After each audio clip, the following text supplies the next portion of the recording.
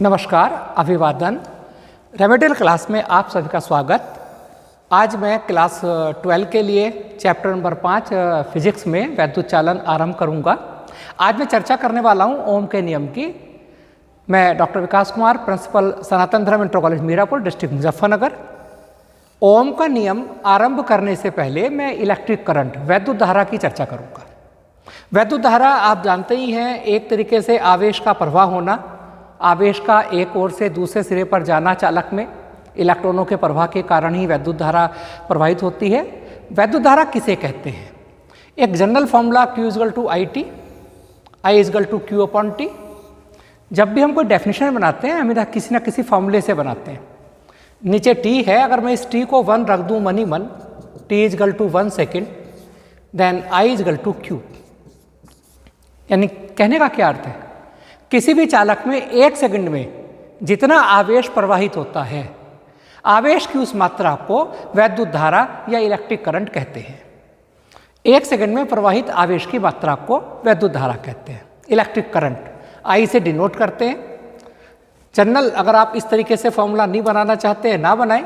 एक सीधा सा फॉर्मूला I = Q/T, यानी आवेश बटा समय, यानी आवेश के प्रवाह होने की दर। विद्युत आवेश के प्रवाह होने की दर को भी वैद्युत धारा कहते हैं। अब ये वैद्युत धारा की दिशा क्या होती है और वैद्युत धारा किस प्रकार की राशि है, इसकी भी चर्चा मैं धीरे धीरे करूंगा। वैद्युत धारा इसमें जो दिशा होती है, हमेशा धन आवेश जो गति करते हैं वो गति करने की दिशा में होती है। मतलब क्या है इसका? अगर एक धन आवेश है और वो धन आवेश एक तरफ को मूव कर रहा है, जिस दिशा में धन आवेश गति करेगा वही दिशा धारा की होगी, ठीक। परंतु अगर ऋण आवेश गति कर रहा है तो ऋण आवेश की जो दिशा होगी वो हमेशा धारा की विपरीत दिशा में होगा। ये ऋण आवेश इलेक्ट्रॉन, मुख्यतः किसी भी सर्किट में जो धारा प्रवाहित होती है वो इलेक्ट्रॉन की गति करने से होती है। अगर इलेक्ट्रॉन A से B की तरफ जा रहे हैं तो धारा बहेगी B से A की तरफ। धारा की दिशा इलेक्ट्रॉन के गति करने की दिशा के विपरीत होती है, ठीक। लिखा मैंने ऋण आवेश के गति करने की विपरीत दिशा में होती है। ये एक सिंबल मैंने दिया यहाँ पर। जो धन आवेश की दिशा है वही धारा की दिशा है, परंतु जो ऋण आवेश की दिशा है वो धारा की दिशा नहीं है, उसकी विपरीत दिशा में धारा है। अब मैं बात करूंगा कि इलेक्ट्रिक करंट कैसी राशि है, अदिश या सदिश। आप सोचेंगे कि वैद्युत धारा, सभी कहेंगे कि एक सदिश राशि है, वेक्टर क्वांटिटी है। क्यों? क्योंकि उसमें दिशा बताई गई। मैंने खुद बताया कि वैद्युत धारा की दिशा धन आवेश के गति करने की दिशा में होती है और ऋण आवेश के गति करने की विपरीत दिशा में होती है। यह सही नहीं है।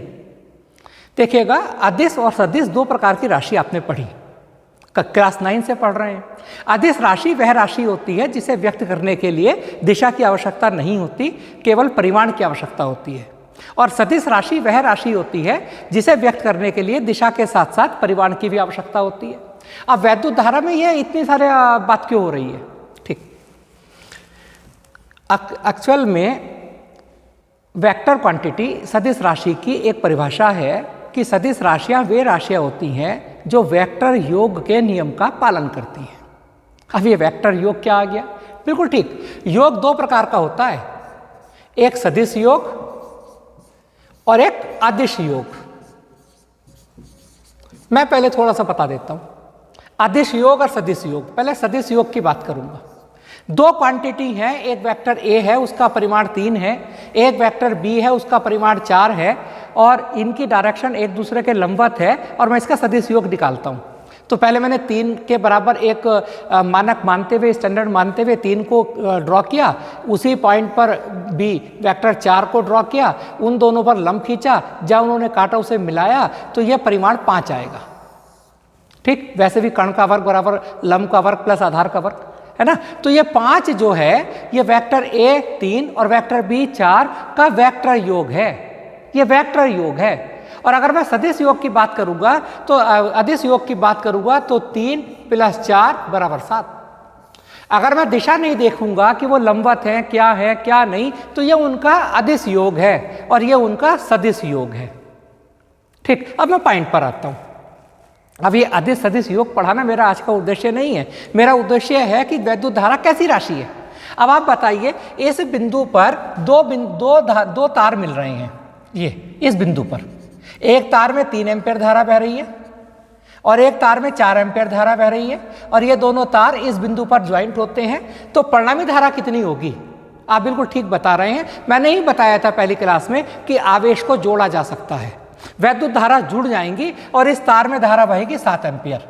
यानी 7 एम्पीयर जो आया वो 3 एम्पीयर और 4 एम्पीयर का अदिश योग आया या सदिश योग आया? ये इसका अदिश योग आया, है ना। ये नहीं आया 5 एम्पीयर।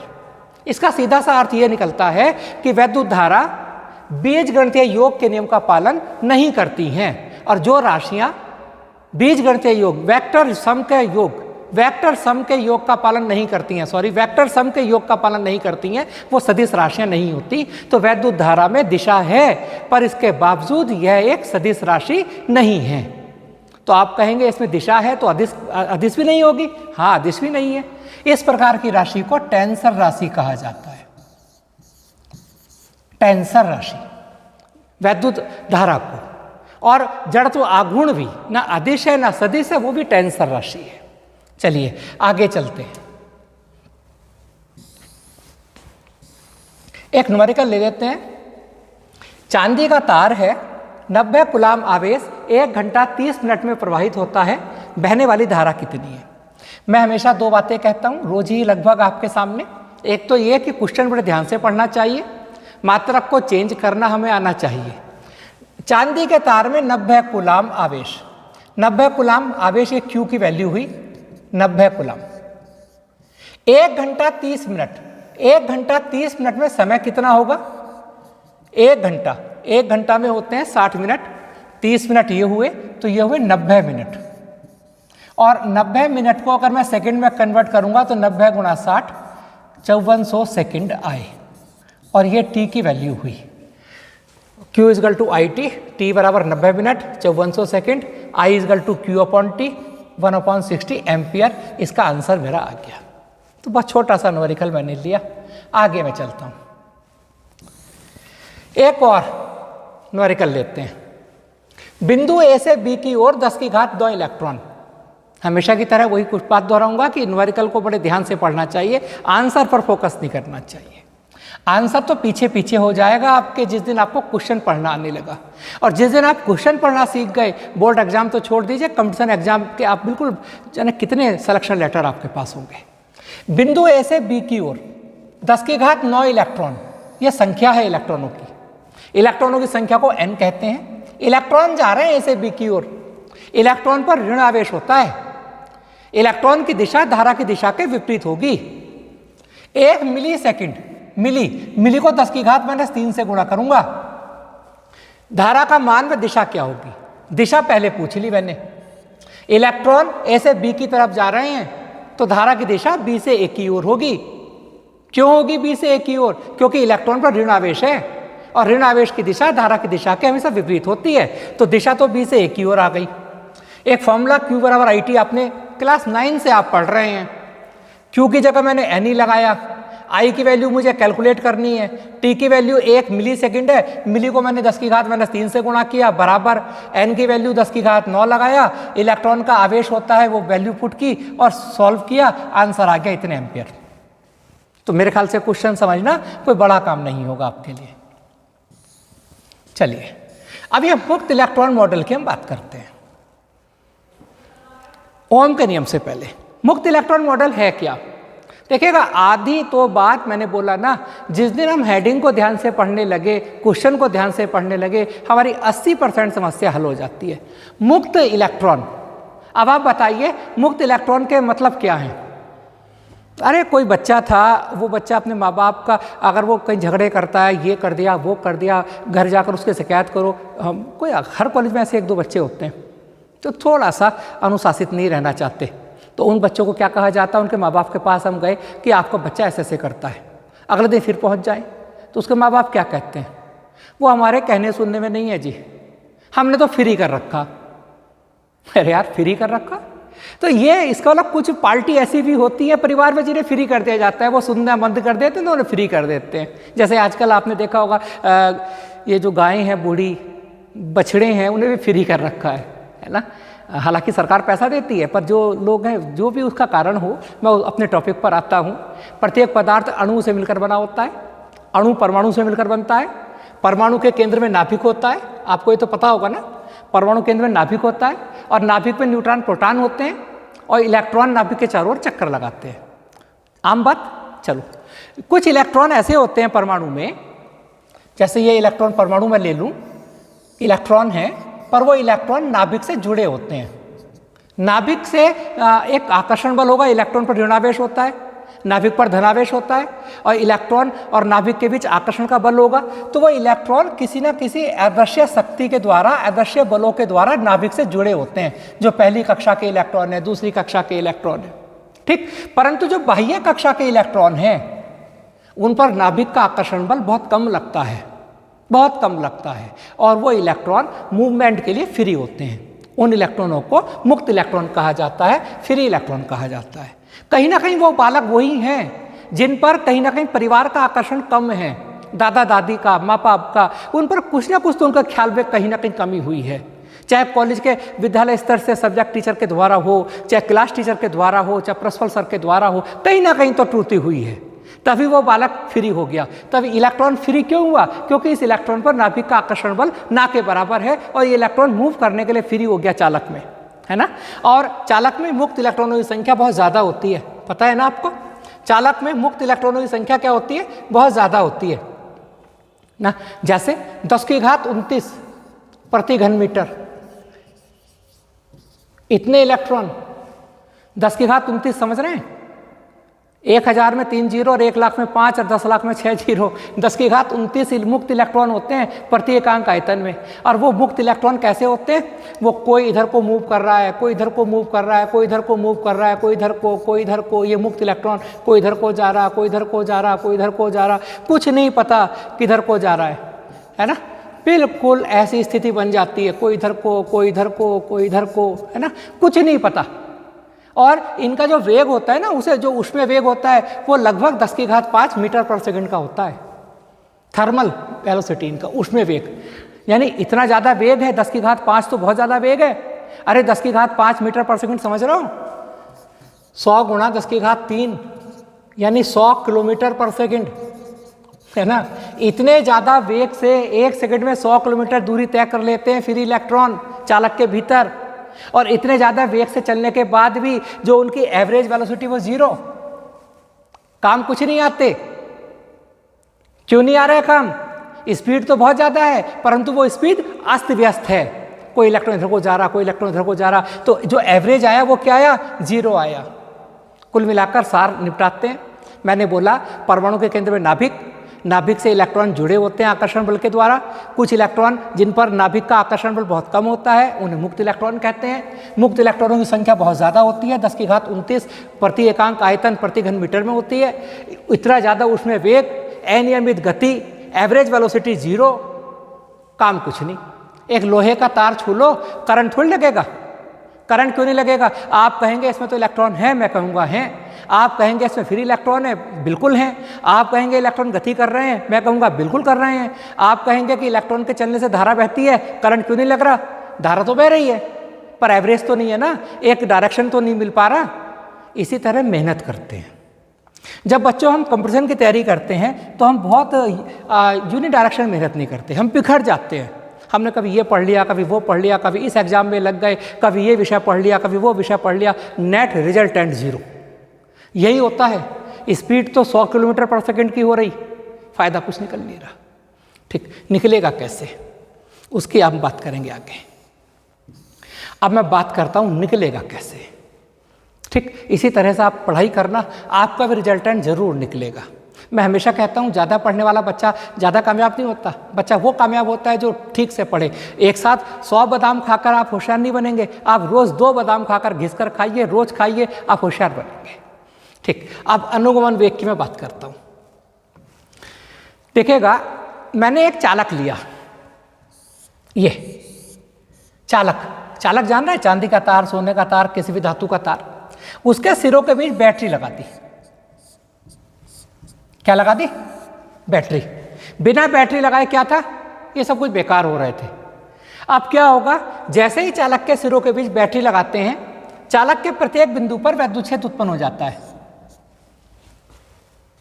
अरे भैया, जब एक सिरे पर पॉजिटिव विभवांतर विभव दिया, एक पर नेगेटिव दिया, तो चालक के प्रत्येक बिंदु पर क्या उत्पन्न हो गया, वैद्युत क्षेत्र। उस वैद्युत क्षेत्र के कारण प्रत्येक मुक्त इलेक्ट्रॉन पर एक बल लगने लगता है। ठीक, उस बल से इलेक्ट्रॉन को त्वरण प्राप्त होता है। त्वरण प्राप्त हुआ और उस त्वरण से इलेक्ट्रॉन गतिमान हो जाते हैं। बात समझ में आई? जैसे ही किसी चालक तार को बैटरी से जोड़ते हैं, चालक के प्रत्येक बिंदु पर वैद्युत क्षेत्र उत्पन्न हो जाता है। उस वैद्युत क्षेत्र से प्रत्येक मुक्त इलेक्ट्रॉन पर एक बल लगने लगता है और वो बल इलेक्ट्रॉनों को त्वरण प्रदान करता है। त्वरण से क्या होगा, उसका वेग बढ़ना चाहिए, परंतु वेग बढ़ता नहीं है। क्यों नहीं बढ़ता? क्योंकि इलेक्ट्रॉन गतिमान करते हैं, परंतु वो चालक में और भी धन आयन हैं, उनसे टकराने लगते हैं और उनसे बार बार टकराते हैं, अपना वेग खोते हैं, फिर भागता है इलेक्ट्रॉन, फिर उसका वेग बढ़ता है, फिर जीरो होता है प्रत्येक टक्कर के बाद, और यही प्रोसेस चलता रहता है। और फलस्वरूप इलेक्ट्रॉन को एक सूक्ष्म वेग मिल पाता है और उस सूक्ष्म वेग को हम कहते हैं अनुगमन वेग, ड्रिफ्ट वेलोसिटी। और ये वेलोसिटी 10⁻⁴ मीटर पर सेकंड कोटि की होती है। उसमें वेग से बहुत कम, किंतु ये बहुत काम की है, धारा तो बह रही है। मैंने क्या बताया कि जब किसी चालक तार के सिरों के बीच हम बैटरी लगाते हैं, तो चालक तार के सिरों के बीच एक प्रत्येक बिंदु पर वैद्युत क्षेत्र उत्पन्न हो जाता है।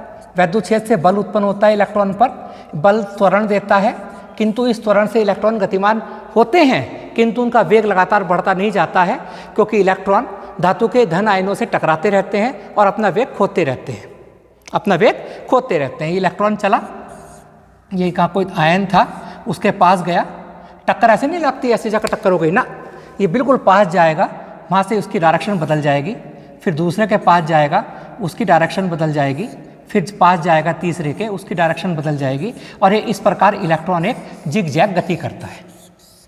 ठीक, दो क्रमागत टक्कर, एक टक्कर यहाँ हुई और एक टक्कर यहाँ हुई, दो क्रमागत टक्करों के बीच जो रास्ता तय होता है उसे मुक्त पथ कहते हैं। क्या कहते हैं? मुक्त पथ।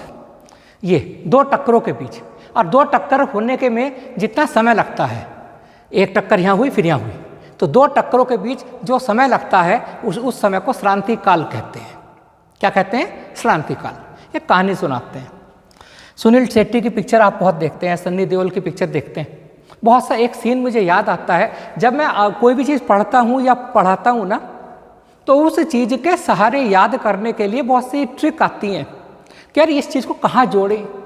जब बच्चे हम पढ़ते थे, जब भी ऐसी बातें बहुत जोड़ते थे। तो सन्नी देओल की एक पिक्चर है, उस पिक्चर में वो मेला है, मेला, और मेले में एक गुंडे के पीछे सन्नी देओल भाग रहा है, या सन्नी देओल के पीछे बहुत सारे गुंडे मिलकर भाग रहे हैं। सन्नी देओल तो हीरो है ना, तो उसके पीछे मान लिया 20 गुंडे भाग रहे हैं, सन्नी देओल आगे आगे है। क्या होता है पता है तुम्हें? मेले में क्या सन्नी देओल उसके प्रत्येक बिंदु पर वैद्युत क्षेत्र उत्पन्न हो जाएगा। जैसे ही गुंडों को देखेगा, 20 गुंडों को कोई आदमी देखेगा, तो क्या होगा, रोम रोम में एनर्जी आ जाएगी ना, तो प्रत्येक बिंदु पर वैद्युत क्षेत्र उत्पन्न हो गया। वो वैद्युत क्षेत्र उसे बल देता है, बल लगता है उस पर, वो बल त्वरण प्रदान करता है, इस त्वरण से सन्नी देओल भागता है। परंतु सन्नी देओल क्या करेगा, भीड़ भी तो है, बल्ली गड़ रही हैं, कहीं पर कोई सामान रखा है, कहीं ठेले रखे हैं, कहीं सब्जी है, तो उनसे टकराता है। आपने देखा होगा, टकराया ठेले से, ठेले की सारी सब्जी बिखर गई, सन्नी देओल नीचे गिर गए, मतलब उसका वेग जो बढ़कर आया था वो क्या हो गया, जीरो। ठीक, फिर सन्नी देओल उठता है, फिर भागता है, फिर खंबे से टकराएगा, फिर चूर चूर हो जाएगा, फिर उसका वेग जीरो। यानी टक्कर से पहले उसका वेग ज़्यादा, और फिर अगली टक्कर तक फिर जीरो, टक्कर के बाद फिर जीरो, यही तो होता है। और सन्नी देओल है वो, और सन्नी देओल कभी यहाँ टकराया, फिर यहाँ टकराया, फिर यहाँ टकराया, फिर यहाँ टकराया, फिर यहाँ टकराया, यही तो ड्रामा चलता है। और हर टक्कर के बाद वेग जीरो, फिर वेग वी, फिर जीरो, फिर बढ़ा, यही तो होता है, यही समझ लीजिए। और परंतु उसे एक औसत वेग मिल पाता है। लास्ट की बात अलग है, सन्नी देओल एक जगह रुक जा, जब पिटते पिटते आँख काली हो जाए तो 50 को एक साथ मार ले। फिलहाल दो टक्करों के बीच तय किए गए पथ को मुक्त पथ कहते हैं, और दो टक्करों के बीच, दो क्रमागत टक्करों के बीच लगे समय को श्रांति काल कहते हैं। क्लियर? चलिएगा, मैंने लिखा जब किसी चालक के सिरों के बीच बैटरी जोड़ी जाती है, तब इलेक्ट्रॉनों को चालक की लंबाई की दिशा में ऊंचे विभव वाले सिरों की ओर एक सूक्ष्म और नियत वेग ही मिल पाता है और इस सूक्ष्म और नियत वेग को अनुगमन वेग या ड्रिफ्ट वेलोसिटी कहते हैं। इसे Vd से व्यक्त करते हैं और इसका मान 10⁻⁴ से 10⁻⁵ मीटर पर सेकंड कोटि का होता है। एक चार्ट मैंने आप लोगों के लिए बना दिया कंपटीशन के लिए। जैसे ये बहुत आता है, उसमें वेग कितना होता है, लगभग 10⁵ मीटर पर सेकंड का। औसत मुक्त पथ कितना होता है, एवरेज, ये हर चालक के लिए नहीं है, ये सबके लिए एक एवरेज आ गया, 10⁻⁹ मीटर के आसपास होता है।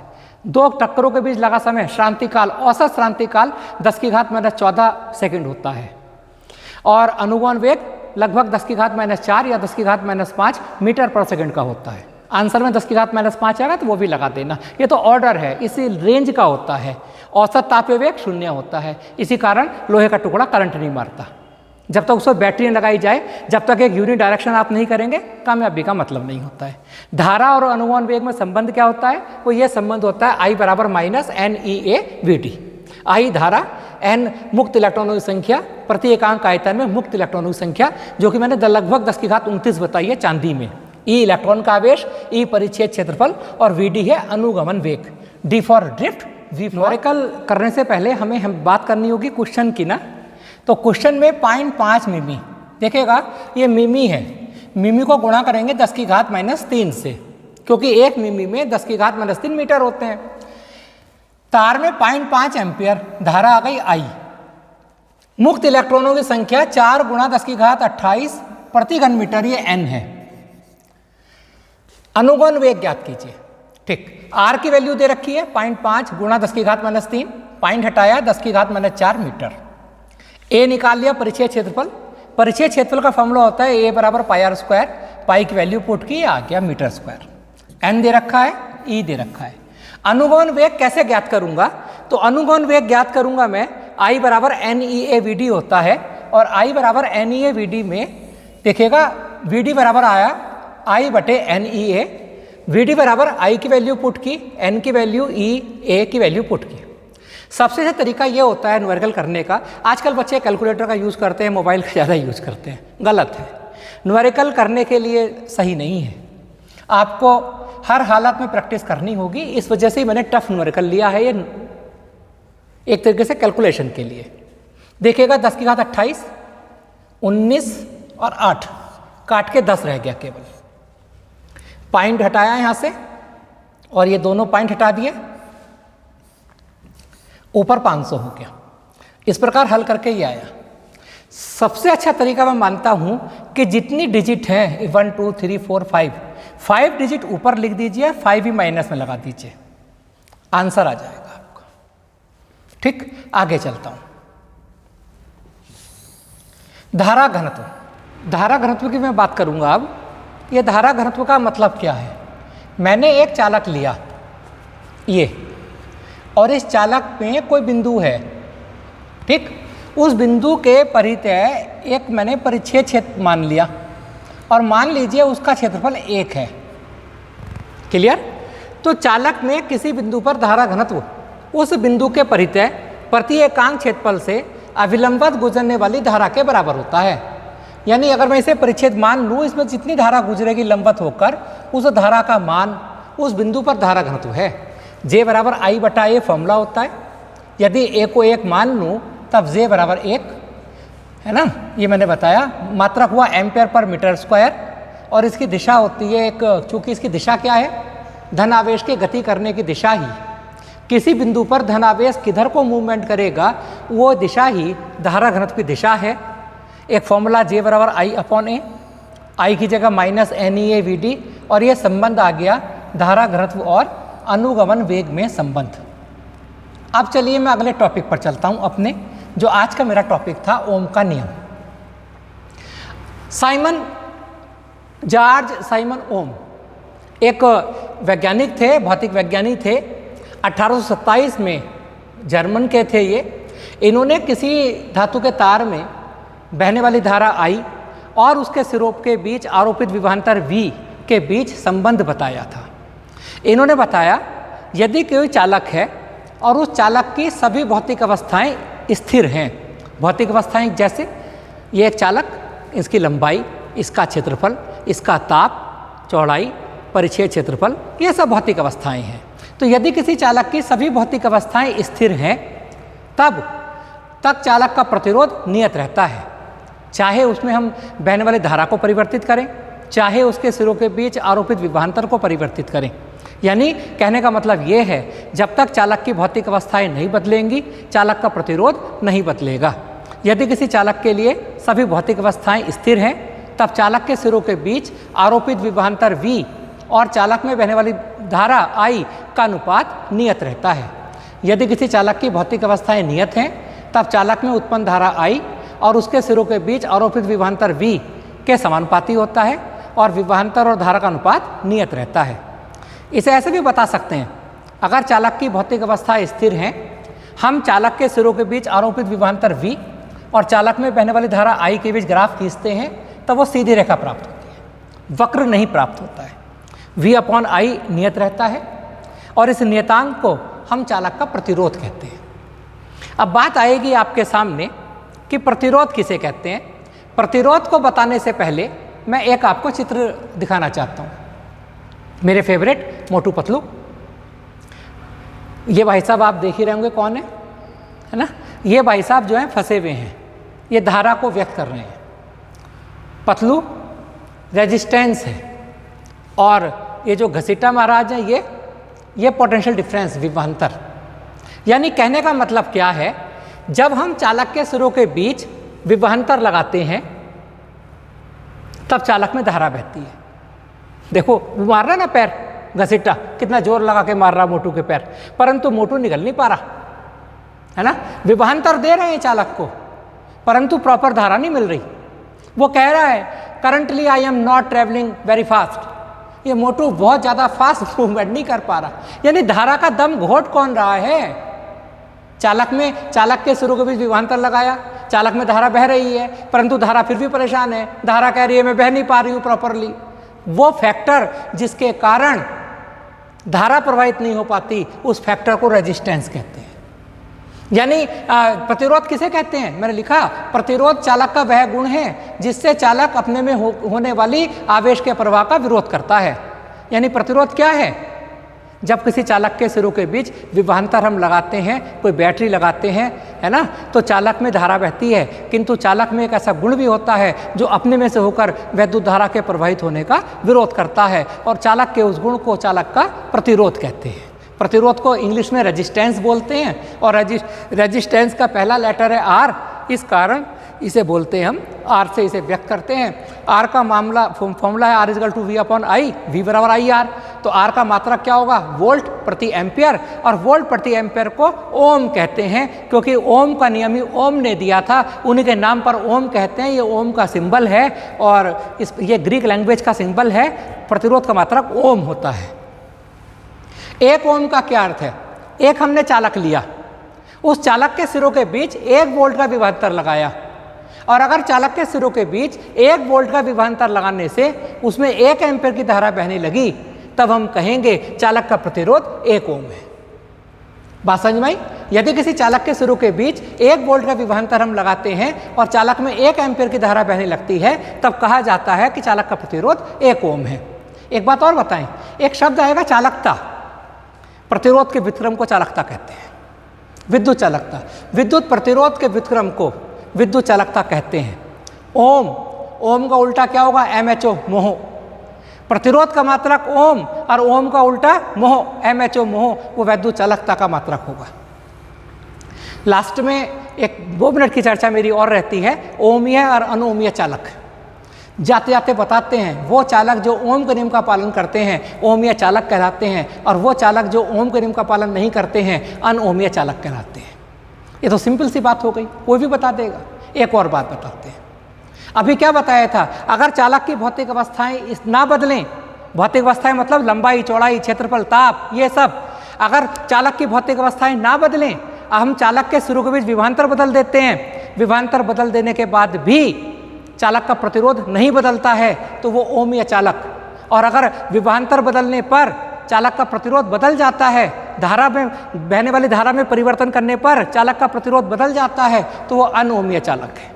एग्जाम्पल देते हैं, कम धारा पर कम धारा पर सिल्वर का तार, तांबे का तार, इनके बीच अगर मैं V और I के बीच ग्राफ खींचता हूँ तो सीधी रेखा आती है। ये ओम के नियम का पालन कर रहे हैं और ये ओम चालक है। और ये जितने हैं, चाहे बल्ब हों, तंतु वाले बल्ब, चाहे वो डायोड हों, चाहे वैक्यूम ट्यूब हों, निर्वात नलिकाएं, ट्रांजिस्टर हों या विद्युत अपघटन हों, उनमें V और I के बीच ग्राफ खींचने पर सीधी रेखा प्राप्त नहीं होती बल्कि वक्राकार पथ प्राप्त होता है और ये अनओमीय चालक है। क्लियर? आपको समझ आया होगा। थैंक यू, नमस्कार।